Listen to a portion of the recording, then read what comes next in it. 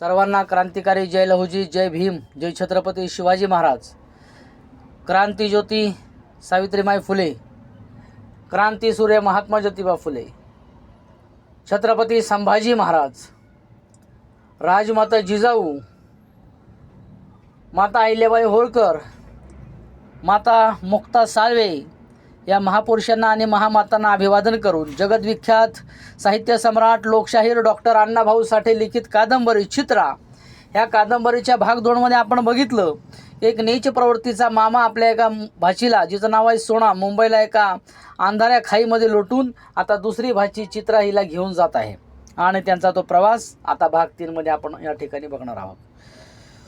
तत्पूर्वी मी आपल्याला सांगू इच्छितो, माझ्या प्रोफेशनल सक्सेस अकॅडमी या यूट्यूब चॅनलला आपण सबस्क्राईब करा, जेणेकरून फुले शाहू आंबेडकर अण्णाभाऊ विविध महापुरुषांच्या विचाराची पुस्तकं आणि कादंबऱ्या आणि त्यांचे विचार आपल्यापर्यंत या यूट्यूब चॅनलच्या माध्यमातून घेऊन येत असताना मला एक नवी प्रेरणा मिळेल, एक ऊर्जा मिळेल आपण माझ्या चॅनलला सबस्क्राईब केल्यामुळं.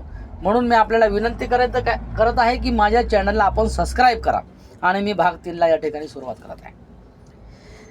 कराड रेल्वे स्टेशनमध्ये मुंबईला जाणाऱ्या लोकांनी गर्दी केली होती. सर्वत्र वाटसरू पसरले होते. कोणी आडवे तिडवे पडून गाडीची वाट पाहत होते, कोणी खुशाल घोरत होते.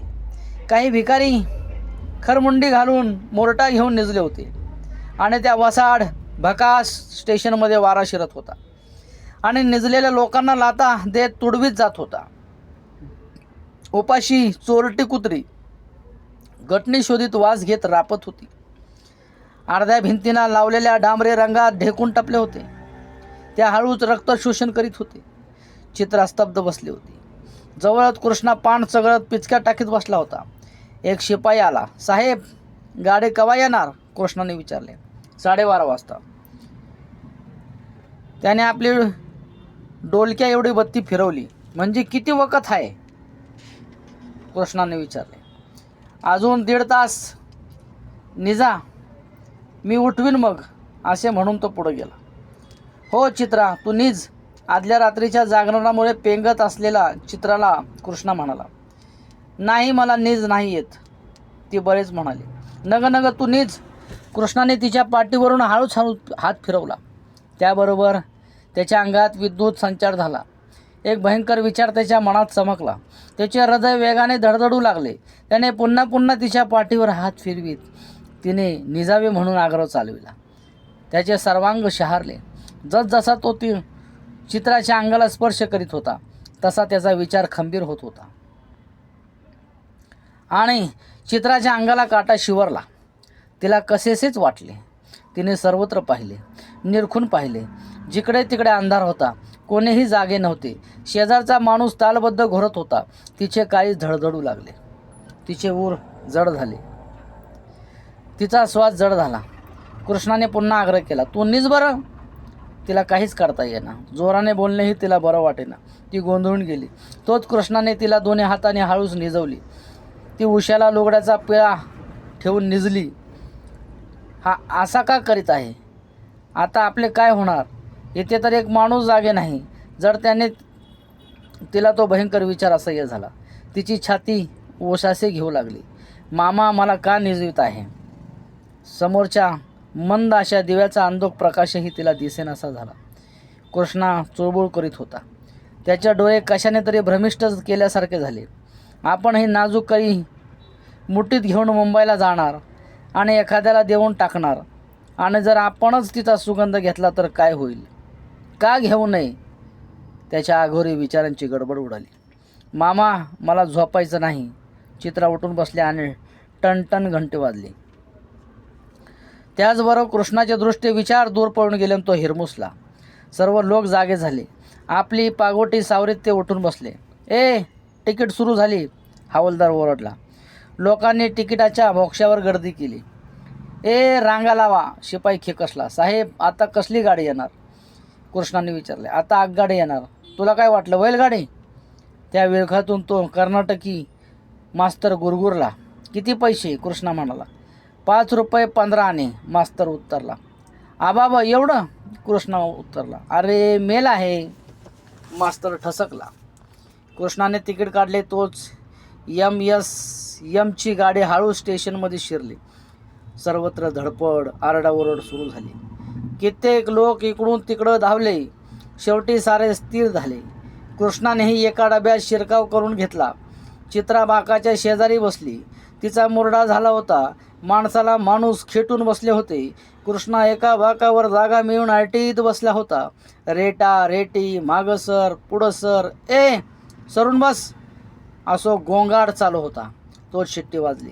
क्षणात कर्कश आवाजात इंजन चेकाळले आणि हळूहळू गती येऊ लागली. चित्राच्या काळजात धस्स झाले. आपण निघालो, दूर निघालो, आपल्या जन्मभूमीला सोडून, आपल्या आईला सोडून निघालो. बाहेर काळोखाची गच्च भरला होता. तो सर्व प्रदेश त्या अंधारात अदृश्य होता. बाहेरचे वस्तुजात जीवजंतू दिसत नव्हते. ती सातारा जिल्ह्याची सुपीक काळीभोर धरणी दिसत नव्हती. तो मराठ्याचा सुंदर देश आता अंधारात मागे मागे सरत होता. न दिसता मागे जात होता. त्या सह्याद्रीच्या राशी गिरक्या घेत त्या अंधारातून कुठेतरी दूर जात होत्या. त्यांच्या पाठीवरचे ते विशाल अरण्य अंधारातून मागं पळत होते. ती कृष्णा आणि कोयना त्याही कुठेतरी जात होत्या. सर्व काही जात होते. जणू ते सारे अंधाराच्या महापुरात वाहतच होते. अशासाठी, पोटासाठी, खंडाळ्याच्या घाटासाठी. कशासाठी? पोटासाठी, खंडाळ्याच्या घाटासाठी. इंजन म्हणत होते, जणू ते सांगत होते की आपण हे एवढे मोठे दूर घेऊन जे आज पळत आहोत ते या खंडाळ्याच्या घाटासाठी आणि तो घाट पडून ज्यांनी वाट केली त्यांच्या पोटासाठीच, म्हणजे श्रमिकांसाठीच आपण हे काम करीत आहोत. आपल्यावर किती भारी कामगिरी आहे. त्या विशाल डोंगराचे, सह्याद्रीचे पोट फोडून त्यांनी बोगदे केले. ज्यांनी मुंबईत 1854 साली गिरण्या सुरू केल्या त्यांच्या पोटासाठी आपण धावत आहोत. जणू ही रेल्वे सांगत आहेत. जणू असेच ती ओरडून म्हणत होते. आणि धुराचे काळेभोर लोट सोडीत ती धावत होती. मध्येच किंकाळत होते. जणू ते इंजन त्या घाटात 1853 साली बोगदे पाडून त्याला वाट करून देणाऱ्या त्या भांडवलशाहीचा जीव तोडून जय जयकार करीत होते. आणि ते धावत होते. इंजन पुन्हा पुन्हा म्हणत होते. कशासाठी? पोटासाठी, खंडाळ्याच्या घाटासाठी. रहिमतपूर, कोरेगाव. गाडी रेल्वे स्टेशनमध्ये शिरताच पोर्टर दीर्घ आरोळी ठोकून स्टेशनचे नाव सुचवत होते. जणू त्या उतारूना तुम्ही आपल्या गावापासून किती दूर आला आहात याची कल्पना करून देत होते. आणि स्टेशन पाठी, स्टेशन झुगारीत गाडी पळत होती. गाडीत ठासून भरलेले उतारू पेंगत होते. त्यांना त्याही स्थितीत निद्रेने घेरले होते. माना कलंडत होत्या. त्या एकमेकावर आदळत होत्या. झोपेमुळे त्यांच्या मानेचे कळस ढळले होते. कृष्णा जागा होता. त्याचे अंतःकरण दग्ध झाले होते. त्याला पश्चाताप झाला होता. आपण कराडात जे करीत होतो ते बरं नव्हते. आपल्याकडून ते झाले नाही, ते बरं झाले. त्याला आनंद वाटत होता. परंतु आपण चित्राला कधी कुठे न्यावी? एकदम सोनाकडे जावे की आधी आपल्या मेहुणीकडे जावे? जर मेहुणीकडे गेलो तर सोना रागवेल, ते बरं नाही. आपण सरळ सोनाकडे जावे. मग पुढे काय करायचे ते करावे. तिला तरी का दुखवा? तिने आपले बरे केले आहे. ती आपल्या मनाप्रमाणे वागली म्हणून आज आपण एवढे श्रीमंत आहोत. मग सोनाकडे जावे. तो एकसारखा पान खात होता आणि मधून खिडकी वर करून बाहेर चुकत होता. चित्रा त्या कोपऱ्यात बसली होती. अगदी मुरटून बसली होती. तिने आपले गुडघे पोटाशी घट्ट घेतले होते आणि आपले कपाळ त्यावर टेकले होते. ती जागीच होती. मध्येच ती मान वर करून पाहत होती. तिने आपले अंग चोरून घेतले होते. त्यामुळे मराठी शू अक्षरासारखी ती बसली होती आणि तिचे डोळे अश्रू ढाळीत होते. तिच्या हृदयाने पारगावावर तारा धरला होता. ते तिथे घारीसारखे तळपत होते. आणि आपली आई काय करीत आहे, ती कुठं आहे ते शोधित होते. आपली आई काय करीत असेल? आपण आता मुंबईला निघालो. आता अक्का भेटेल, पण आपल्या आईला पाणी कोण देणार? ती एकटीच त्या घरात बसेल, खोकत असेल, रडत बसेल. तिला आता मूळ चेर पडणार नाही. ती आसवांचे घोट घेत राहील. ती रडत निजेल. तिच्या अंगावर कोण घालणार? अरे रे, शेवटी आईचे हाल झाले. या सर्व आठवणींनी चित्राचे अंतःकरण पेटत होते आणि त्या आगीने तापलेले अश्रू तिच्या डोळ्यातून गळत होते. परंतु आपण लवकरच आईला मुंबईला बोलवून घेणार ह्या एकाच विचाराने ती स्वतःला धीर देत होती. गाडी बेभान पळत होती. तिची वाट सरळ होती. तो मार्ग लोखंडी दणदणीत मार्ग होता. याच मार्गाने मुंबईला सर्व वस्तू जात होत्या. कापूस, भुईमूग, हळद, तंबाखू, गूळ जात होता आणि पार निकामी झालेली शेरडे, मेंढरे, बैल, म्हशी यांनाही याच मार्गाने वांद्रा दिसत होता. आणि ज्यांच्या खेड्यावर पोट भरत नाही अशी माणसे याच वाटेने मुंबईला जात होती. त्याच वाटेने ती मेलगाडी पळत होती. सातारा जिल्हा केव्हाचा मागे गेला होता. आता गाडी आळंदीला घाट मागे टाकीत होती. ती एखाद्या नागासारखी त्या नागमोडे मार्गाने निघाली होती. जेवढी पुढे जात होती तेवढीच ती पुन्हा मागे जाऊन पुढे निघत होती. वळण घेत होती. अंतर तोडीत ती जात होती. ती दमली होती आणि मोठमोठ्याने ठसकत होती. ती पुढे जवळ करीत होती. ती पुणे जवळ करीत होती आणि रात्र मागे उलटून निघाली होती. गाडी घोरपडीला येऊन थांबली. घोरपडी, एका माणसाने आरोळी दिली. लोक जागे झाले आणि पुन्हा आलं असे एकमेकाला सांगू लागले. कोणी जांभया देत आळसटने परस्पराकडे रोखून पाहू लागले. कोणी संडास कुठे दिसतो का याचा तपास सुरू केला. कित्येका पुढे पुणे नाचू लागले. बिरकाच्या डब्यात असलेल्या डालग्यातील कोंबड्यांनी आपले ओरडणे सुरू केले. रोज सकाळी लोकांना उठविण्याचे काम करणारे ते परोपकारी प्राणीसुद्धा मुंबईला निघाले होते. परंतु कामाला नव्हे की चेन करण्यासाठी नव्हे, तर एखाद्या हॉटेलच्या हांडीत डुबायला आणि एखाद्याच्या पोटात गडप व्हायला. पुन्हा गाडी निघाली. उजाडले होते. झुंझुरकातच गाडी पुणे स्टेशनमध्ये शिरली आणि सर्वत्र गोंगाट सुरू झाला. लोक उतरून मोकाट धावत होते. जिकडे तिकडे सैरावैर पळत होते. विजेच्या दिव्यांचा झगझगाट झाला होता. गर्दीतून कृष्णा 2 नंबर फलाटाकडे धावत होता आणि त्याच्या मागोमाग चित्राही लगबगीने चालत होती. अंगात लाल कुडती घालून डोकीला लाल मुंडाशी बांधलेले हमाल लोकांवर नुसते तुटून पडले होते. कोणाचे गटले हिसकून घेत होते. थोडा वेळ ही गडबड झाली आणि पुन्हा सर्व काही शांत झाले. मुंबईला जाणारे लोक पुढच्या गाडीत जाऊन बसले. चहा गरम केटली व कबशा घेऊन ओरडत होता आणि लोक चहा पिऊन पित होते. पान, बिडी, सिगरेट, पोटावर खोमचा घेतलेला भैया बेमीच्या देठापासून ओरडून लोकांचे लक्ष वेधत होता. जो तो आपापल्या मालाची जाहिरात करीत होता. चायवाला हाकडं यावं. कृष्णानं आपल्या गावठी हिंदीत चायवाल्याला बोलवलं. किती कप बाबू? 2 देव. कृष्णाने हात पुढं करीत म्हटले. कप चित्राच्या पुढं केला. ती नको नको म्हणत असता त्याने घी की आता, हे बी शिक असे म्हणत तिच्या हातात कप दिला. आता त्यांना खिडकी शेजारी जागा मिळाली होती. दोघांनी चहा घेतला. कृष्णाने पानाचा तोबरा भरला आणि लटकत असलेल्या घड्याळाचा लांब काटा 8:55 सरकला आणि फुर्र शिट्ट्या वाजू लागल्या.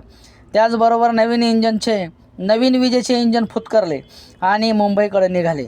ते कराडापासून आलेले गावकी इंजन धूर सुडीत उभे होते. जणू ते दमून इथंच रवंतच करीत होते. पुणे सोडून विजेची गाडी निघाली. चित्रा खिडकीपाशी बसून बाहेर पाहू लागली. खिडकी मागे टाकून गाडी धावू लागली. कुत्रे मागे लागलेल्या खेकडाप्रमाणे ती मोकाट पळत होती. जागोजाग शिंगनली मागे सोडल्याप्रमाणे उभ्या होत्या. त्यांना मागे टाकीत, वाऱ्यालाही मागे फेकीत ती मुंबईकडे पळत होती. आजूबाजूचा पालापाचोळा उडवीत, खटाखट करीत गाडी निघाली होती. सर्व काही हादरत होते. काही ऐकू येत नव्हते. चित्राचे हृदयही हादरत होते. आपण मुंबईत जाणार, चांगले होणार की वाईट, आपणाला सुख मिळणार की दुःख, आपल्या आईची भेट होणार की नाही, अशा अनेक विचारांनी तिच्या मनात काहूर उठवले होते. गाडीनेही काहूर निर्माण केले होते. बाण निघाल्याप्रमाणे ती निघाली होती. ती थांबत नव्हती. जणू तिला मुंबईला जायची घाई झाली होती. तिने खंडाळा मागे टाकला. त्या राक्षसी बोगद्यात ती क्षणाक्षणाला गडप होऊन वाट काढत होती. एकातून दुसऱ्या प्रवेश करीत ती निघाली होती. जणू ती त्या विशाल सह्याद्रीच्या पाठीवरून गरुडाप्रमाणे भरारीच घेत होती. दोन्ही बाजूला अकराळ विक्राळ दऱ्या दिसत होते. चित्राची दृष्टी तरळत होती. हिरवीगार झाडी, मोठमोठे वृक्ष मागे जात आणि दृष्टी आड होत होते. जिकडून तिकडे पाण्याचे शुभ्र प्रवाह उंचच्या उंच कड्यावरून मंद गतीने खाली झेप घेत होते. जणू शुभ्र रेशमी तुरे त्या पर्वतराजाच्या मस्तकावर लोळत आहेत असा भास होत होता. त्यांच्या मस्तकावरून ती गाडी दौड घेत होती. तिने विजेप्रमाणे घाटातून घसरून कल्याण मार्ग गाठले आणि दोन्ही प्रहारी ती मुंबईच्या प्रसिद्ध बोहरी बंदर स्टेशनमध्ये शिरले. स्टेशनवर झकपक माणसे, अलोट गर्दी पाहून चित्रा चकित झाली. ती बावरलेल्या हरणेसारखी टवकारून पाहू लागली. तिच्या दृष्टीला ते सर्व नवखेच दिसत होते. सर्वत्र आनंद दिसू लागला. लोकांची शुभ्र वस्त्रे, ॲडवाज चेहरे, कोणी पान खात आहे, कोणी सिगारेट फुंकीत आहे, कोणी काळा करंद चुरूट तोंडात गच्च आवरून धरला आहे, तर कोणी नाकावर चष्मा ठेवून चालले आहेत. सर्वत्र जणू यंत्राप्रमाणे हालचाल सुरू होती. कृष्णा कुऱ्यात निघाला होता आणि चित्रा चौफेर पाहत चालत होती. आपण भलतीकडे चुकून जाऊ या भीतीमुळे ती कृष्णाची पाठच सोडत नव्हती. समोरच इंग्रजी सिनेमाचे पोस्टर पाहून ती खाली रस्त्यावर आली. मोटारींची तर मुंगीच्या रेवणावानी माळच लागली होती. मध्येच बसचे दुमजली धूळ दिसत होते, तर ट्रॉमचे घरघर करणारे डब्बे पळत होते. टांग्याची दौड सुरू होती. चित्रा मुंबई पाहत होती. मोकाट येणारे माणसं चुकवी ती मामाच्या पाठीमागून चालत होती. आता मात्र क्षणभर ती सर्व काही विसरून मुंबई पाहत होती. अधूनमधून एखादा भिकारी चोरून चुकून बसलेला दिसत होता, तर बटणे, फण्या, टाचण्या यांनी भरलेली डबडी घेऊन पोरे फिरत होती. समोरच म्युन्सिपल हॉल दिसत होता, परंतु चित्राला ते कसे कळणार? ते सर्व दिसते आहे हे काय आहे हे तिला कळणे शक्यच नव्हते.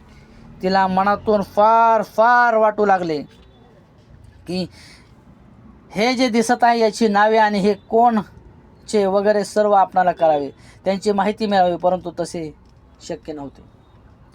चित्रा, आपण टांग्यानं जाऊया, कृष्णाने म्हटले आणि एका टांग्याला खून केली. टांगा येताच तो आत बसला. चित्राही बसली. किधर जाना? टांगेवाला म्हणाला. काळा घोडा के पास, कृष्णा म्हणाला आणि घोड्याच्या पाठीवर चापकाचा फटकारा उडाला. तसा आवाज निघू लागला. Top top top top top टांगा गडगडू लागला. कशी आहे मामाई?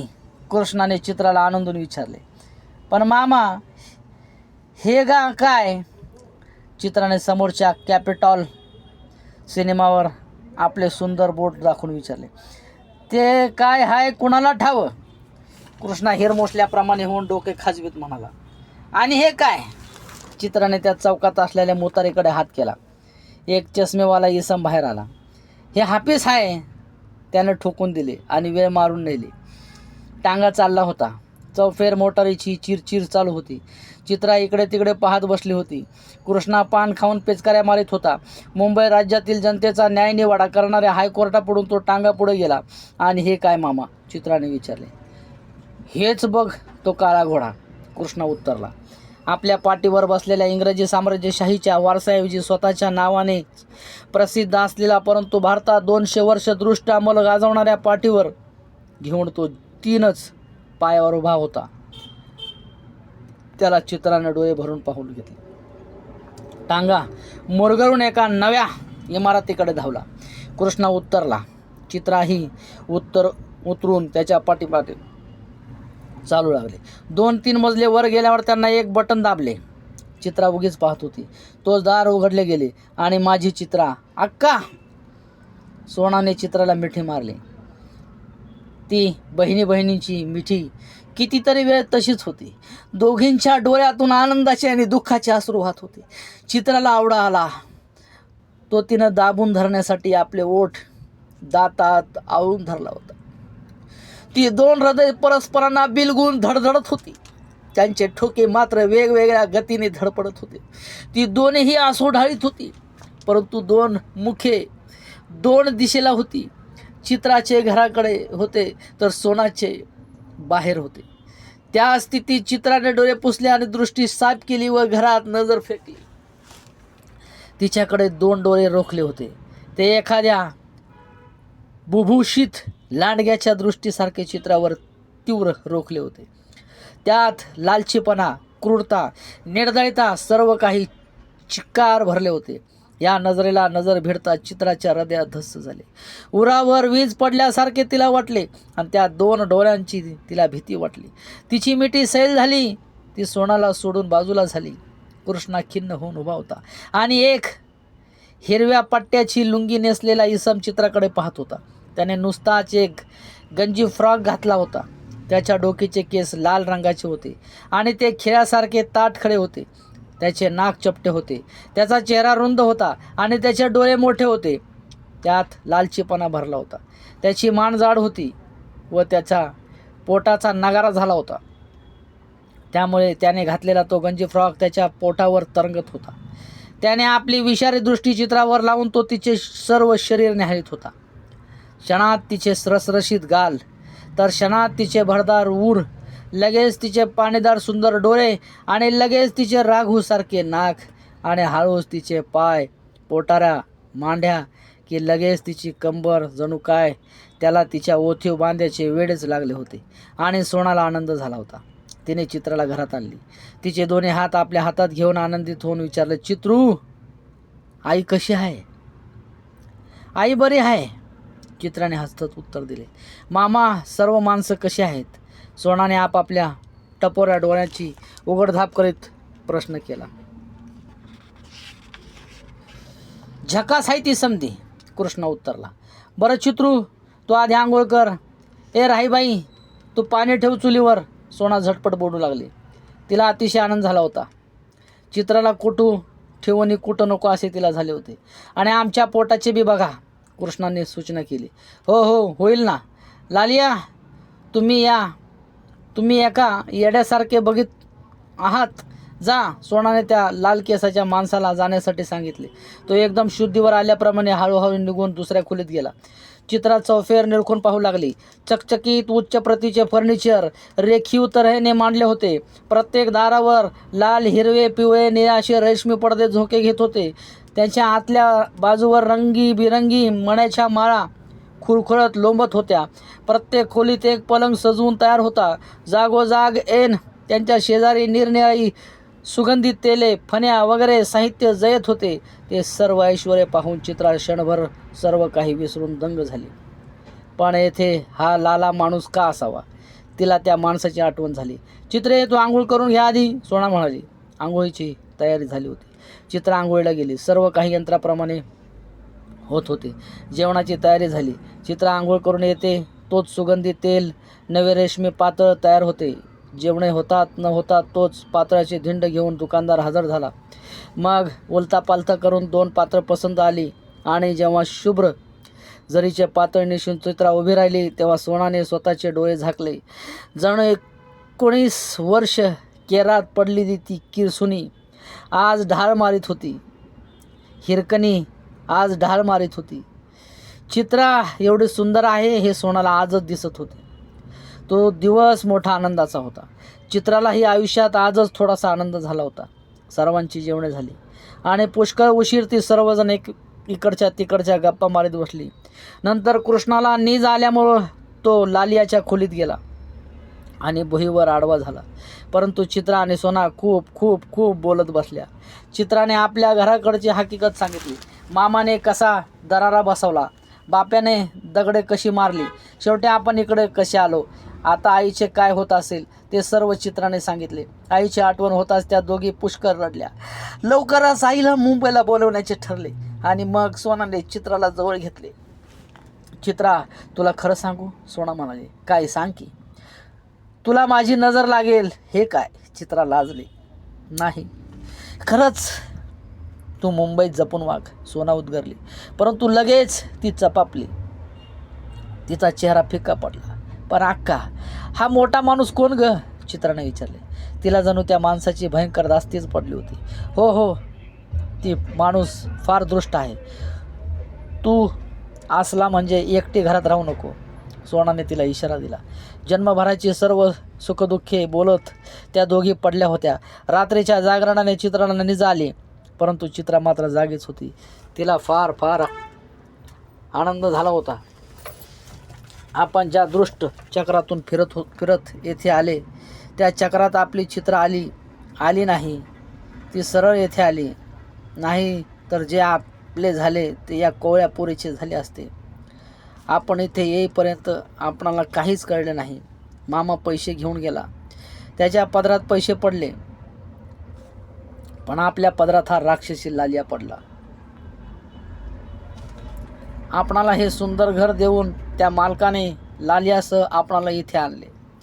त्या भयंकर रात्री लालियाने आपल्या देहाची कुरतफाड केली, त्याला हवी तशी घडी केली, आपली लुटालूट केली आणि त्याला आपण आपला नवरा समजून तसे करू दिले.